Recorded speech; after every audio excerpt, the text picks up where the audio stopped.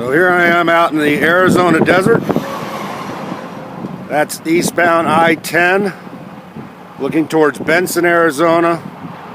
Downtown Tucson is about 25 or 30 miles behind me. And here is this long string of Union Pacific locomotives on the side of on a siding on the south side of the freeway that stretches way off in the distance. Maybe able to barely see that yellow line way over there, about a mile and a half or so away. I saw one website that said there's over 250 locomotives stored here on a siding. Unbelievable.